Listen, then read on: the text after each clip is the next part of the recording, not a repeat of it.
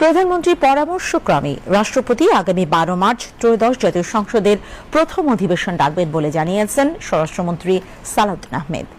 বিকেলে সচিবালয়ে প্রধানমন্ত্রীর সঙ্গে বৈঠক শেষে সাংবাদিকদের সঙ্গে আলাপকালে এ তথ্য জানান তিনি।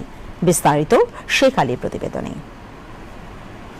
গত 12 ফেব্রুয়ারি জাতীয় সংসদ নির্বাচনের পরদিন নির্বাচিতদের গেজেট প্রকাশ করে নির্বাচন কমিশন এবং সেই হিসাবে আগামী 14 মার্চের মধ্যে জাতীয় সংসদের প্রথম অধিবেশন বসার বাধ্যবাধকতা রয়েছে। এমন প্রেক্ষাপটে রবিবার সচিবালয়ে মন্ত্রিপরিষদ সম্মেলন কক্ষে প্রধানমন্ত্রী তারেক রহমানের সভাপতিত্বে অনুষ্ঠিত মন্ত্রিপরিষদ বৈঠক শেষে স্বরাষ্ট্রমন্ত্রী সালাউদ্দিন আহমেদ জাতীয় সংসদের প্রথম অধিবেশন সংক্রান্ত বিষয় নিয়ে সাংবাদিকদের সঙ্গে কথা বলেন।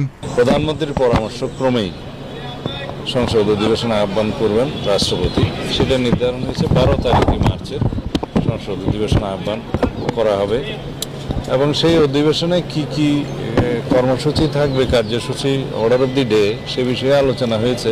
প্রথম অধিবেশনে সভাপতিত্ব কে করবেন সে বিষয়ের পাশাপাশি স্পিকার ও ডেপুটি স্পিকার নির্বাচন করা হবে বলেও জানান তিনি।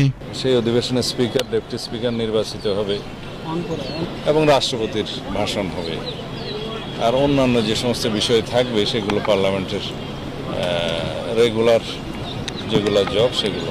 বৈঠকে প্রথমাফিক অন্তর্বর্তী সরকারের আমলে যেসব অধ্যাদেশ প্রণয়ন করা হয়েছে তাও উপস্থাপন করা হবে বলেও উল্লেখ করেন স্বরাষ্ট্রমন্ত্রী সালাউদ্দিন আহমেদ।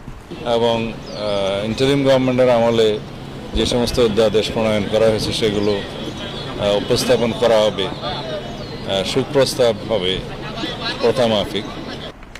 Sheikh Ali, BTV news.